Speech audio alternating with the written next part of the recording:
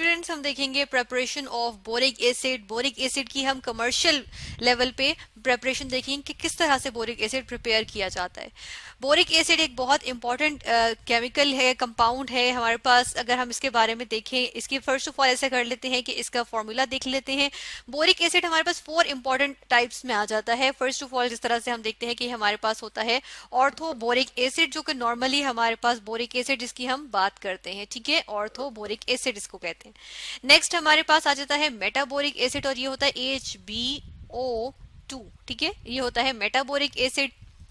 Then हमारे पास आ जाता है टेट्राबोरिक एसिड, इसको हम देखते हैं, इसका फॉर्मूला H2B4O7, ठीक है। जिस तरह हमने सोडियम टेट्राबोरेट भी देखा था ना, तो ये टेट्राबोरिक एसिड B4O7 के साथ, ठीक है। इसके बाद हमारे पास आ जाता है पायरोबोरिक एसिड और इसका फॉर्मूला भी हम देख लेते हैं। हमारे पास होता है हम यहाँ पर लिखेंगे H6, ठीक है, B4O9, ठीक है, O9, ये हमारे पास हो जाता है पायरोबोरिक एसिड, ठीक है। तो ये 4 इंपॉर्टेंट टाइप्स हैं। यहाँ पर हम प्रेपरेशन की जो बात कर रहे हैं वो हम बात करेंगे ऑर्थोबोरिक एसिड की। हमने कहा कि हम नॉर्मली इसी की बात करते हैं, ठीक है। तो इसकी हम प्रेपरेशन देखेंगे और इसकी प्रेपरेशन हम देखेंगे किसके साथ, हम इसके एक मिनरल, बोरॉन के एक मिनरल जो कि होता है कोलिमेनाइट, ठीक है, ये हमारे पास नेचुरली अकरिंग इसका एक मिनरल होता है। इसके थ्रू हम देखेंगे कि हम बोरिक एसिड को किस तरह से प्रिपेयर कर सकते हैं, ठीक है। हमने कहा बोरिक एसिड के बहुत सारे यूजेस आ जाते हैं। इसका एक बहुत इंपॉर्टेंट यूज जो आ जाता है, इसको एंटीसेप्टिक के तौर पे यूज किया जाता है। आई वॉशेस में यूज करते हैं, बोरिक सोल्यूशन के तौर पे, ऑइंटमेंट्स होती हैं बोरिक ऑइंटमेंट्स, ठीक है, डस्टिंग पाउडर के तौर पे भी यूज करते हैं। इसके अलावा इसकी ग्लेजेस भी बनती हैं और ये कैंडल इंडस्ट्री में विक्स जो होती है ना, यानी कि विक्स क्या होती है, जो हमारे पास हम कहते हैं जी, हमारे पास जो कैंडल्स होती है उनमें जो धागा होता है ना, ठीक है, जो कि बर्न करता है बेसिकली, तो उसको विक कहते हैं, ठीक है। तो वो जो विक होती है ना, उनकी स्टिफनिंग के लिए भी हम जो है कैंडल इंडस्ट्री में हम बोरिक एसिड को यूज करते हैं।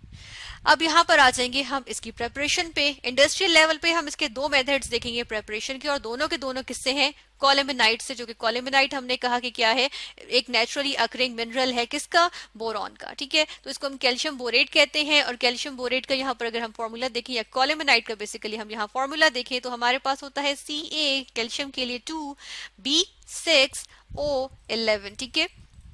और हम देखते हैं यूजुअली इसके साथ जो है वो 5 वाटर ऑफ क्रिस्टलाइजेशन भी मौजूद होते हैं, ठीक है, इस तरह से। तो ये हमारे पास होता है क्या चीज, ये हमारे पास होता है कोलेमेनाइट। कोलेमेनाइट के साथ हम इसका रिएक्शन देखेंगे। यहाँ पर हम लेते हैं कोलेमेनाइट, ठीक है, ये हमने इसको यहाँ से कॉपी कर लेंगे और हम देखते हैं कि हम फाइनली पाउडर्ड फॉर्म में कोलेमेनाइट ले लेते हैं, ठीक है। और उसके बाद हम क्या करते हैं कि इसका रिएक्शन करवाते हैं किसके साथ, इसके अंदर से बेसिकली हम इसका फाइनली पाउडर करके इसको वाटर के अंदर डाल देते हैं, ठीक है, मिक्स कर देते हैं वाटर के साथ और फिर हम इस मिक्सचर को बॉईल करते हैं, ठीक है। अब ये इसके अंदर एज सच डिसॉल्व नहीं होता बल्कि सस्पेंडेड फॉर्म में होता है। तो हम क्या करते हैं कि इसको बॉईल करते हैं, बॉईल कर रहे होते हैं जब इसको, इन द मीन टाइम हम क्या करते हैं कि साथ में इसके अंदर से सल्फर डाइऑक्साइड गैस पास करवाते हैं, ठीक है। जब हम सल्फर डाइऑक्साइड गैस पास करवाते हैं तो यहाँ हमारे पास जो प्रोडक्ट्स बनती हैं हम वो देख लेते हैं। हमारे पास प्रोडक्ट में बन जाता है बोरिक एसिड, ठीक है, H3BO3 बोरिक एसिड बन जाता है, ठीक है। यहाँ से हम इसको रिमूव कर देते हैं ताकि हम यहाँ पर बात कर सकें, हम अपनी बाकी प्रोडक्ट्स भी लिख सकें। बोरिक एसिड बना और साथ के साथ यहाँ पे कैल्शियम सल्फाइड बन जाता है, ठीक है, calcium sulphide CaSO3 calcium sulphide होता है, ठीक है। कैल्शियम सल्फाइड जो होता है वो इस सोल्यूशन में, इस रिएक्शन सोल्यूशन में या इस रिएक्शन मिक्सचर में इनसॉल्युबल होता है, सॉलिड फॉर्म में आ जाता है, बैठ जाता है नीचे, ठीक है। और ये जो हमारे पास क्या बन गया है, यहाँ पे हमारे पास बोरिक एसिड बना है, इसको हम क्या करते हैं, इसको हम करते हैं क्रिस्टलाइज, ठीक है।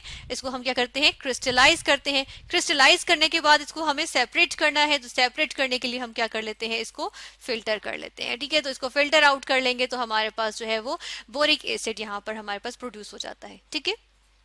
अच्छा, यहाँ पर हम इस इक्वेशन को बैलेंस कर लेते हैं। बैलेंस करने के लिए हम देखेंगे कि यहाँ पे हमारे पास जो है वो 2 कैल्शियम है, तो यहाँ पर हमें 2 लगाना पड़ेगा, यहाँ 2 लगा देते हैं, चलें।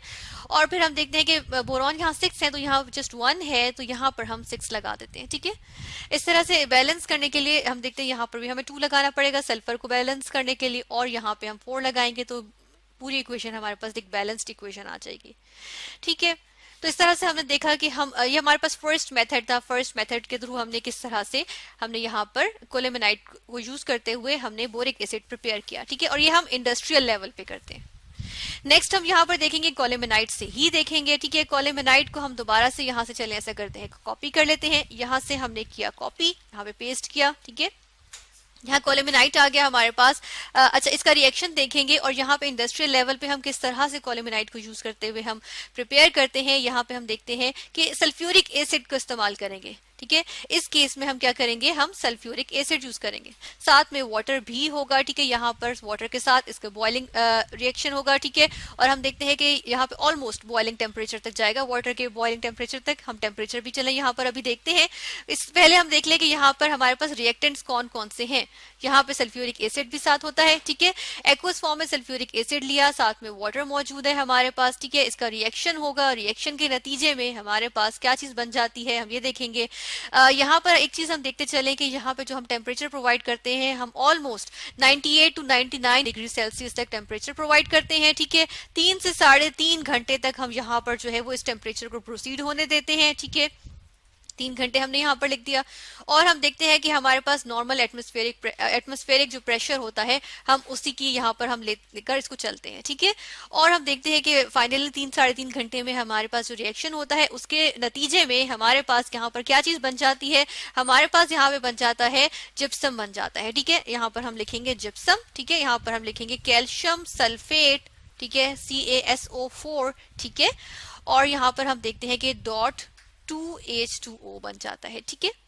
दूसरी प्रोडक्ट हम यहाँ पे थोड़ा नीचे करके लिख रहे हैं, ये हमारे पास ऑब्वियस चीज है कि हमारे पास बन जाता है बोरिक एसिड, ठीक है। ये हमारे पास आ गया बोरिक एसिड। इस इक्वेशन को हम यहाँ से बैलेंस कर लेते हैं। यहाँ बैलेंस करने के लिए हमें क्या करना पड़ेगा, यहाँ पे 2 लगाना पड़ेगा, ठीक है।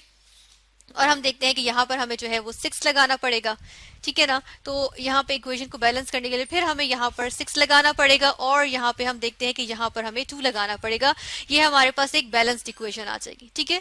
इस तरह से हमने कोलेमेनाइट से क्या किया है कि 2 हमने यहाँ पे मेथड्स देखे हैं। कोलेमेनाइट को यूज करते हुए हम किस तरह से यहाँ पे हमने क्या प्रिपेयर किया है, हमने बोरिक एसिड प्रिपेयर किया है, ठीक है। यहाँ पर भी यही होगा कि ये जो जिप्सम है ये तो डिजोल्व नहीं होगा वाटर में, लेकिन जो बोरिक एसिड है इसको हम क्या करेंगे, क्रिस्टलाइज आउट करेंगे, फिल्टर आउट करेंगे, ठीक है। और इस तरह से हमें बोरिक एसिड हासिल हो जाएगा क्रिस्टलाइन फॉर्म में। तो इस तरह से हमने इंडस्ट्रियल लेवल पे प्रिपरेशन देखी बोरिक एसिड की।